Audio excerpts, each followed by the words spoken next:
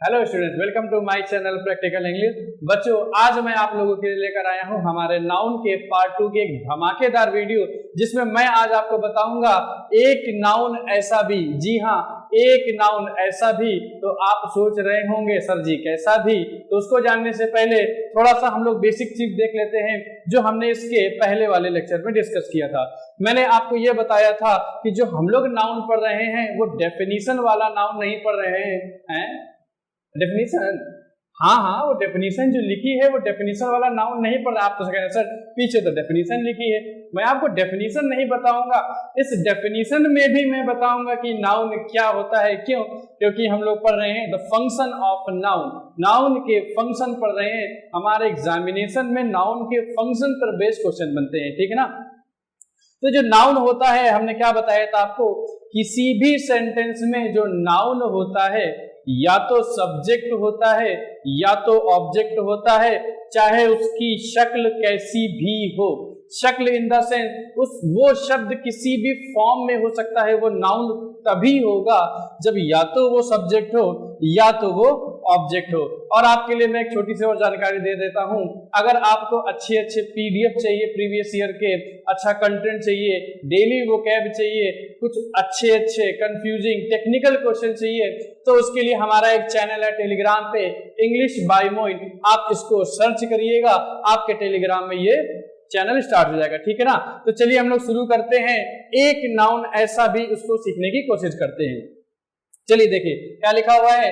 Noun is the name of any person, place, thing, animal, etcetera etcetera etcetera. ऐसे करते करते हम लोगों ने बचपन से ये डेफिनेशन न जाने कितनी बार पढ़ी है, पर इस डेफिनेशन में भी नाउन कहाँ कहाँ है आज आप ये जानेंगे। देखिए क्या लिखा हुआ है। Noun is the name of any person, place, thing, animal. और बहुत बड़ा ही रिदम में डेफिनेशन चलिए देखिए, ये जो शब्द है इज, ये क्या है आपका वर्ब है। क्या है? ये एक वर्ब है। तो वर्ब हमेशा सब्जेक्ट के लिए आती है।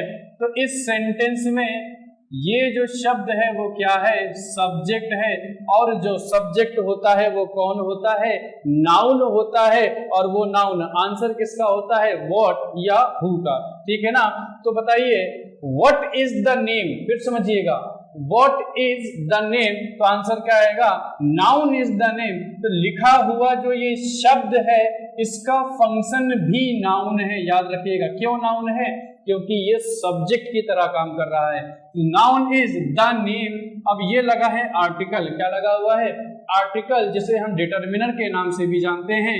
तो आर्टिकल के बाद हमेशा जो शब्द आता है वो काम किसकी तरह करता है? वो काम करता है नाउन की तरह। तो लिखा हुआ ये जो शब्द है वो भी नाउन है फंक्शन के अकॉर्डिंग। उसके बाद क्या लिखा हुआ है? प्रेपोजिशन। क्या लिखी हुई है? प्रेपोजिशन। और किसी भी प्रेपोजिशन के बाद हमेशा क्या आता है? नाउन आता है। और वो नाउन काम करता है उस प्रेपोजिशन के ऑब्जेक्ट का। तो ये जो ऑफ आया है वो आया है इस पर्सन के लिए। तो ये जो पर्सन वर्ड हो गया ये आपका नाउन हो गया। और इस नाउन के चलते ये जो वर्ड है ये आपका डिटर्मिनर कहलाएगा। तो आप देख रहे होंगे हम लोग डेफिनेशन तो बचपन से पढ़ रहे हैं कि नाउन की डेफिनेशन ये होती है, पर उस डेफिनेशन के अंदर भी मैंने नाउन बता दिया कि आखिर नाउन क्या होता है। तो ये जो चीज है ये सिर्फ आपको प्रैक्टिकल इंग्लिश में देखने को मिलेगी, जो कि चलती है बिना किसी रूल पे। अब इस प्रेपोजिशन की वजह से ये नाउन है, उसके बाद लगा है कॉमा। और कॉमा जो होता है दो सेम चीजों को जोड़ता है। अगर उसके पहले नाउन है तो अपने आप ये शब्द भी क्या हो गया? नाउन हो गया। याद रखिएगा ये शब्द है, ये जो शब्द है इस सेंटेंस में इस प्रेपोजिशन की वजह से नाउन है और वो ऑब्जेक्ट का काम करेगा। फिर से कॉमा लगा हुआ है, फिर से ये लिखा हुआ शब्द क्या हो गया? नाउन हो गया। क्या हो गया? नाउन हो गया। एंड होता है कंजंक्शन। अगर एंड के पहले नाउन है तो ये जोड़ने का काम करता है दो सेम चीजों को। तो अपने आप ही ये शब्द भी क्या हो गया? नाउन हो गया। तो मैंने नाउन की डेफिनेशन में आज आपको ये प्रूव करके दिखा दिया कि देखिए पूरी की पूरी डेफिनेशन में कहां कहां नाउन आया है। अगर सिर्फ हम इसको छोड़ दें और इस प्रेपोजिशन को छोड़ दें तो देखेंगे हर एक शब्द डिटर्मिनर और नाउन है, डिटर्मिनर और नाउन है, ठीक है ना। ना। उसके बाद देखिए अगला शब्द क्या लिखा हुआ है, जैसे कि हम आपको पहले भी बता चुके हैं नाउन क्या होता है। Noun is a naming word, किसी भी वर्ड का नाम, दुनिया का हर शब्द नाउन होता है। डिपेंड करता है बस वो सेंटेंस का सब्जेक्ट होना चाहिए, वो सेंटेंस का ऑब्जेक्ट होना चाहिए। तो क्या लिखा हुआ है sentence, noun is a word. तो देखिए अपने आप से तोड़ने की कोशिश करिए, ये वर्ब है, इसका कोई ना कोई सब्जेक्ट होगा। व्हाट इज अ वर्ड, यहाँ पर क्वेश्चन करिए व्हाट इज अ वर्ड। तो व्हाट का जो आंसर होता है वो क्या होता है, नाउन होता है। ये मैं आपको पहले ही बता चुका हूं। तो लिखा हुआ शब्द जो नाउन है वो फंक्शन किसकी तरह कर रहा है, नाउन की तरह। और ये लगा है आर्टिकल, इस आर्टिकल की वजह से ये भी शब्द क्या हो गया, नाउन हो गया। अब यहाँ फिर से सवाल करिए, noun is what, noun is what. तो नाउन इज अ वर्ड। जो व्हाट का आंसर हो, चाहे वो इधर हो चाहे वो उधर हो, अगर व्हाट का आंसर है तो वो नाउन होता है। अगला शब्द लिखा हुआ है वर्ब, बचपन से पढ़ा है प्ले। आई नो कि प्ले जो होता है वो वर्ब होता है, जो वो एक्शन की तरह यूज हो। आपको यहाँ देखना है, यहाँ पर जो प्ले वर्ड है वो यूज किसकी तरह हुआ है, play is a type of main verb. तो जरा क्वेश्चन करिए, what is a type of main verb, main verb का टाइप क्या है, और इस वर्ब का जो सब्जेक्ट है वो ये है। और किसी भी वर्ब का सब्जेक्ट उस सेंटेंस का क्या होता है, नाउन होता है। ये शब्द यहाँ पर नाउन है, काम फंक्शन सब्जेक्ट का कर रहा है, ये वर्ब नहीं है। Very good. इस आर्टिकल की वजह से ये शब्द भी क्या हो गया, नाउन हो गया, क्योंकि डिटर्मिनर के बाद हमेशा नाउन आता है। उसके बाद प्रेपोजिशन, किसी भी प्रेपोजिशन के बाद हमेशा जो शब्द आता है वो उसके नाउन के लिए आता है, और वो नाउन उस प्रेपोजिशन का ऑब्जेक्ट होता है। तो देखिए लिखा हुआ शब्द है वर्ब, लेकिन वो काम, वो फंक्शन किसकी तरह कर रहा है, नाउन की तरह कर रहा है। अगर मैं ऐसे लिख दूं ऑफ गुड हैबिट, मैं क्या लिख दूं, ऑफ गुड हैबिट्स, तो हैबिट्स यहाँ नाउन हो गया, गुड यहाँ एडजेक्टिव हो गया। उसी के अकॉर्डिंग मेन वर्ड यहाँ पर क्या है, ये है एडजेक्टिव। क्या है, एडजेक्टिव है। अगला सेंटेंस लिखा हुआ है आई आम।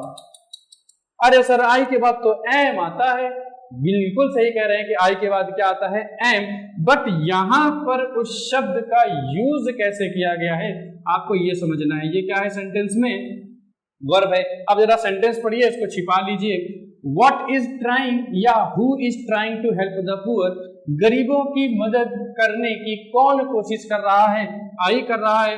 बट सर आई तो मैं होता है, अगर आई मैं है तो यहाँ पर तो सर एम होना चाहिए, बट यहाँ पर तो आपने इज लिखा है, इज को काट दे, इज नहीं काटेंगे। क्या हम आई को यहाँ पर किसी पर्सन का नेम नहीं मान सकते, बिल्कुल मान सकते हैं। आई यहाँ पर किसी का नेम है, आई जो है वो कोशिश कर रहा है मदद करने की। इस वर्ब का ये क्या हो गया, सब्जेक्ट हो गया, ठीक है ना। हम इसको ऐसे भी लिख सकते हैं आई एम, तब वहां पर प्रोनाउन हो जाएगा, बट अभी हम डिस्कस कर रहे हैं नाउन के बारे में। तो आई एक नाम की तरह यहाँ कंसीडर किया गया है। ये आपकी हो गई मेन वर्ब और ये थी आपकी हेल्पिंग वर्ब, ठीक है ना। ये आपका इन्फिनिटिव है, याद रखिएगा इन्फिनिटिव भी नाउन होता है जो वर्बल नाउन के फॉर्म में जाना जाता है, बट इसके बारे में हम लोग डिटेल में पढ़ेंगे। उसके बाद ये मैंने अभी इसके पिछले लेक्चर्स में आर्टिकल में बताया कि किसी भी आर्टिकल के साथ जब एडजेक्टिव लग जाता है और आगे पीपल वर्ड नहीं ऐड करते हैं, जैसे द पुअर पीपल, तो हो क्या जाता है, तो वो पूरे के पूरे ग्रुप या पूरी की पूरी प्रजाति को दर्शाता है, जो कि सही होता है। याद रखिएगा अगर मैंने यहाँ पर लिख दिया पुअर्स तो ये गलत हो जाएगा। क्यों गलत हो जाएगा, क्योंकि पुअर वर्ड पहले से ही प्लूरल है, इसका मतलब ही है गरीब लोग, ठीक है ना। अगला वर्ड देखिए क्या लिखा हुआ है, you should try to solve, आपको कोशिश करनी चाहिए दिस क्वेश्चन, इस सवाल को at one go, at one go. अगर मैं आपसे कहूं ये वर्ब है तो आप कहेंगे जी हाँ सर ये वर्ब है। उसको जानने से पहले सेंटेंस को ऊपर से देखते हैं। ये आप अच्छी तरीके से जानते हैं, शुड है हेल्पिंग वर्ब, ट्राई है मेन वर्ब और ये सेंटेंस का सब्जेक्ट है। आप कहेंगे सर अभी तो आप चिल्ला रहे हैं कि नाउन जो होता है वो सब्जेक्ट होता है, पर यहाँ तो ये प्रोनाउन है, तो प्रोनाउन कैसे हो गया। तो याद रखिएगा नाउन का ही दूसरा भाई होता है प्रोनाउन। जहां जहां नाउन काम करता है वहां वहां प्रोनाउन भी काम करता है, बट प्रोनाउन की चीज को जानेंगे जब मैं प्रोनाउन का चैप्टर डिस्कस करूंगा। तो यहाँ पर ये सब्जेक्ट है और प्रोनाउन है। You should try to solve 2 + V1 जो होता है वो इन्फिनिटिव वाला नाउन होता है जिसे वर्बल नाउन बोलते हैं। और किसी भी वर्ब के बाद ये वर्ब से बना हुआ नाउन है, उसके बाद फिर से ये नाउन है। ये जो नाउन होता है ये ऑब्जेक्ट होता है। क्यों ऑब्जेक्ट होता है? कि वर्ब के बाद जो नाउन होता है वो ऑब्जेक्ट होता है। इस वर्ब की वजह से ये क्या हो गया? ऑब्जेक्ट हो गया और ये उसका डिटर्मिनर हो गया। तो वो शब्द, क्वेश्चन यहाँ पर क्या है? नाउन है। अब देखिए ये क्या लगा हुआ है? ये लगा हुआ है एट। एट होती है क्या? एट होती है प्रेपोजिशन, और किसी भी प्रेपोजिशन के बाद आने वाला जो शब्द होता है वो क्या होता है?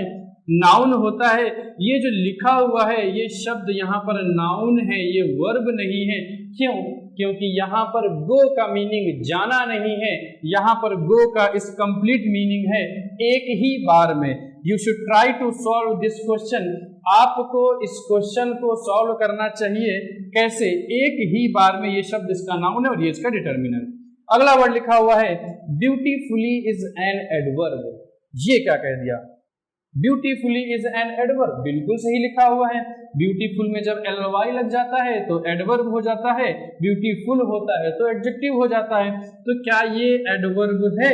बहुत ध्यान से समझिएगा। क्या ये एडवर्ब है? जी नहीं, ये एडवर्ब नहीं है। क्यों नहीं है? लिखा हुआ शब्द क्या है? वर्ब। और what is an adverb? What is an adverb? What का आंसर क्या है? ब्यूटीफुली। और उस वर्ब के चलते ये नाउन हो गया बिकॉज ये सेंटेंस का सब्जेक्ट है। इस वर्ब का ये सब्जेक्ट है। ये यहाँ एडवर्ब नहीं है। एडवर्ब इसलिए नहीं है क्योंकि वो जगह किसकी है? सब्जेक्ट की है। ठीक है ना? तो what is an adverb? Beautifully is an adverb. Beautifully is what? Beautifully क्या है? तो देखिए इस डिटर्मिनर की वजह से ये शब्द भी क्या हो गया?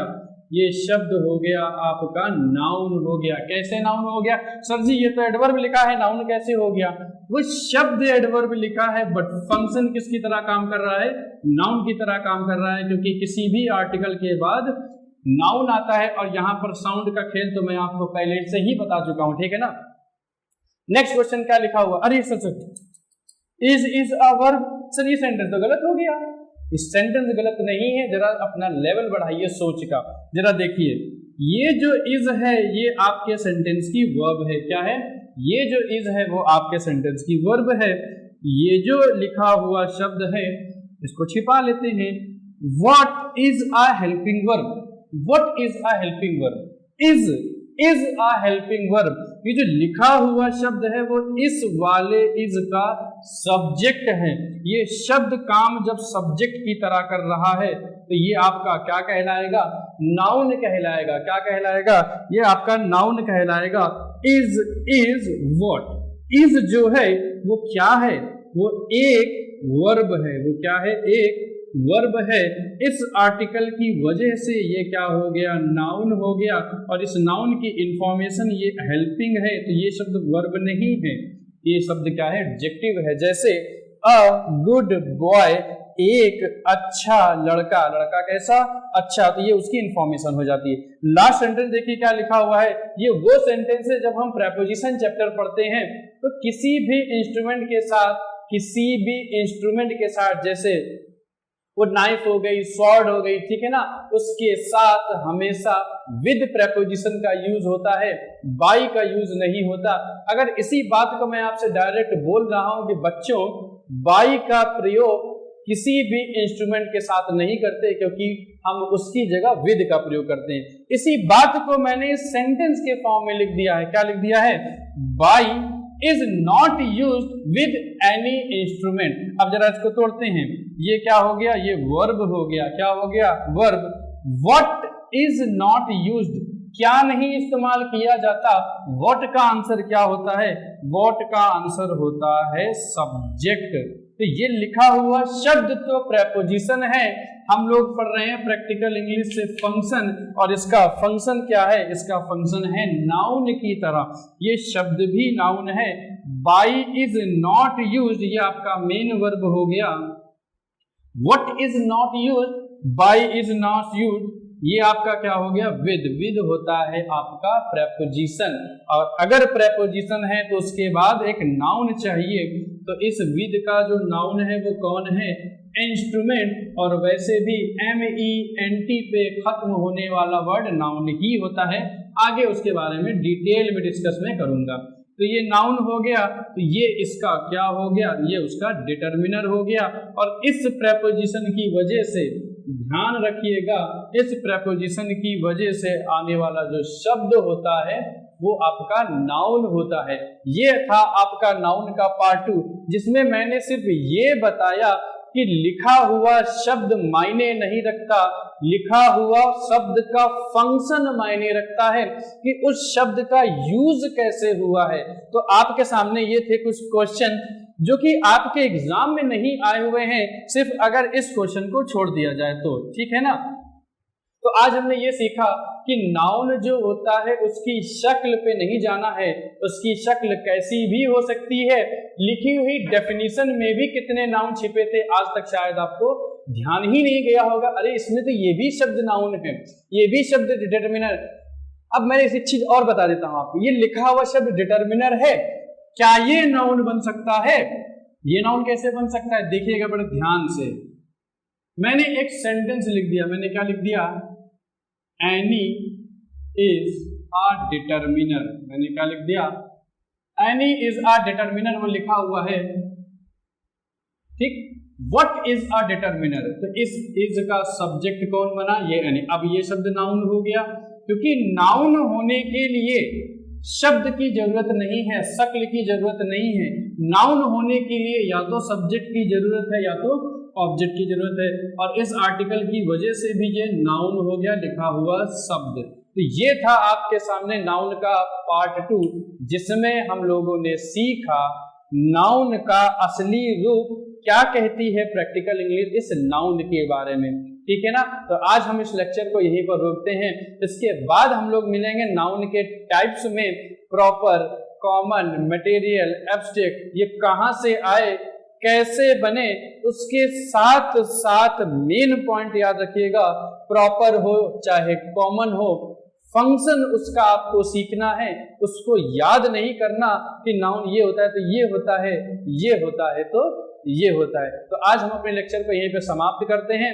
आप लोगों से रिक्वेस्ट है, अगर आपको अच्छे से अच्छा कंटेंट चाहिए PDF के फॉर्म में, क्विज के फॉर्म में, प्रीवियस ईयर क्वेश्चन के फॉर्म में, तो एक हमारा टेलीग्राम चैनल है, बड़ा ही छोटा सा चैनल है, बस आप लोग का प्यार चाहिए उस चैनल को ग्रो करने के लिए, ठीक है ना। तो उसको आप लोग अपने मोबाइल में अप्लाई कर लीजिएगा। तो आज के लेक्चर को हम लोग यहीं पर समाप्त करते हैं। सभी बच्चों का बहुत बहुत बहुत बहुत धन्यवाद।